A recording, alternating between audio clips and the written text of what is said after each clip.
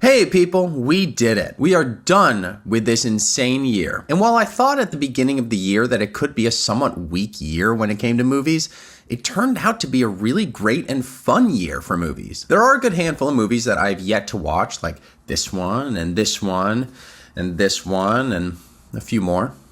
And this one. But regardless, I'm still going to give you my top 20 movies of 2025. That's right, 20 movies. Because all the people that only did 10 are cowards. So here we go. Number 20. Bring Her Back. It's creepy, it's gross, it's tense, and it's awesome. Sally Hawkins plays a foster mom from hell, and it only gets worse from there. It's the type of movie that leaves a pit in your stomach after watching, which in my mind is 100% a good thing. Number 19, The Naked Gun. Sometimes a comedy should just be a comedy, and boy is this one a comedy. There's a laugh like every 10 seconds. It exists in this absurd world that doesn't make sense but doesn't need to. Totally lives up to the original Naked Gun in my mind. Number 18, Frankenstein. This story was designed to be Guillermo del Toro-ified. The sets and makeup are spectacular and fantastical. You really feel for the creature as he discovers how to be human and watch Victor Frankenstein become more and more of the monster. It's cool stuff. Number 17, Friendship. I can't decide who I think is the funniest person making stuff right now, Nathan Fielder or Tim Robinson. This is truly one of the weirdest comedies of the year, and I love it for it. Also, if you aren't watching his new show, The Chair Company, huge mistake. It's amazing. Number 16, Thunderbolts. It's kind of like the Suicide Squad, but for the Marvel Universe. But unlike the Suicide Squad, we actually saw these characters in movies and TV shows before this one. They all get their moments to shine, and they feel a bit more defined and lived in than their previous projects. Excited to see them all again in the next Marvel. Number 15, The Fantastic Four: First Steps. I get it.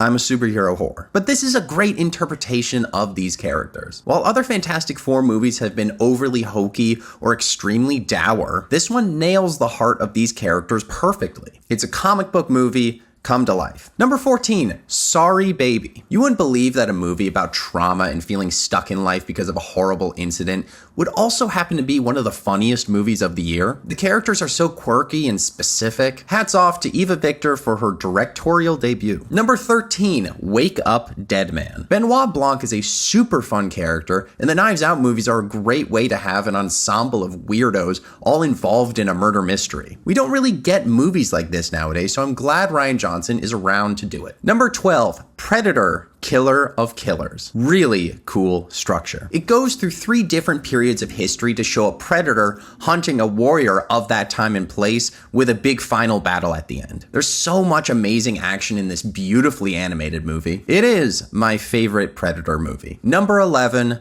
One Battle After Another. Only amazing performances in this movie. Literally everyone was incredible. Perfect combination of really funny and incredibly tense. It's a non-stop thrill ride that doesn't slow down for a second. I'm guessing this is going to be the big Oscar winner for a lot of categories. And here we have it, my top 10. Number 10, Begonia. This movie is weird in all the right ways. It's full of incredibly flawed, stubborn characters that bring us through some extremely intense scenes. It's funny along with being horrifying and disturbing. The story is otherworldly, yet it feels all too close to emotions and frustrations that people are feeling today, which becomes very scary when pushed to the extreme. The imagery is fantastic and the acting is phenomenal from all ends. It definitely deserves some award buzz for sure. Number 9, Marty Supreme. Does anybody else like to feel stressed out while watching a movie? I love it. And the director of this movie, Josh Safdie, is a master at anxiety-inducing movies. Marty Supreme is long, but it moves so fast and takes so many unexpected turns,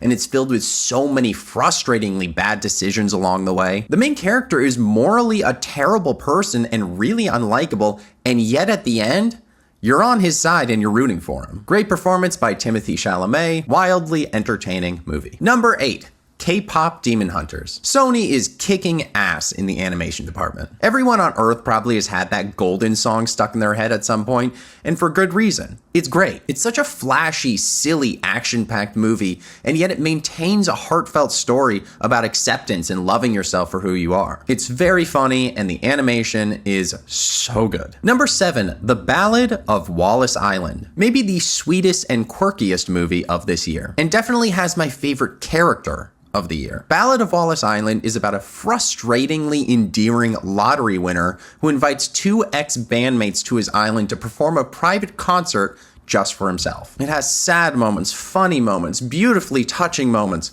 all the moments. Great movie that I wish more people have heard about. Number 6, Eddington. Definitely a love it or hate it movie, but I loved it. It's so uncomfortable and stressful. While all other movies for the most part just ignore that the world went through a global pandemic not that long ago, this movie puts a magnifying glass to the absolute worst parts of it. It's a toxic story filled with toxic characters, and it pulls no punches. The people you think are good are bad, and the people you think are bad are also bad. I loved every second of it. Number 5, Wicked for Good. Many people wouldn't agree with me on this, but I liked this one better than the first. While the first one is the appetizer getting you ready for the meal, Wicked for Good is the T-bone steak entree. The songs are fantastic. The world of Oz is built out, specific, and fun. And while the interviews have been interesting at times. Not the time, helicopter! The two leads of this movie give spectacular performances, and their chemistry is unbeatable. The ending packs an incredible emotional punch. I'm looking forward to one day spending 5 hours watching both back to back. Number 4, Superman. Listen, I get that a lot of people didn't like this movie. Out of the 4 other people I went to this movie with, I was the only one who enjoyed it. I know multiple people that have walked out during the movie, but whatever. I loved it. It reminds me of the old Superman cartoons I used to watch as a kid. David Cornsweet is the best Superman since Christopher Reeve. I love the bright colors. I love the over-the-top silliness. I loved that it had cheese, but also had some big emotional hits. The music was great. The action was super cool. It was the most fun I've had at the theater all year. Number 3, Rental Family. Maybe the most heart I've seen in a movie in a long time. Can we all just agree that Brendan Fraser should be in like 100 movies a year? Because he's just like the best. This movie is about an American actor living in Japan who starts working for a company who rents out actors to act as family members or friends or whatever, really. It's such a great balance of funny with some extremely touching scenes. I loved every character in this movie. The only critique I have is that I didn't want it to end, which is maybe the best critique I can give a movie. Also, it takes place in Japan, which is always amazing. Number 2, Sinners. This movie is just cool. It shifts tone about halfway through to a more horror feel, but the first half is just as good and engaging. The way music is incorporated into the movie is so impressive and super unique. There is one scene, and if you've seen the movie, you know which scene I'm talking about, that is maybe the best scene in a movie all year. It has such a creative execution while keeping things so simple. Acting is great, writing is great, cinematography is great, directing is great.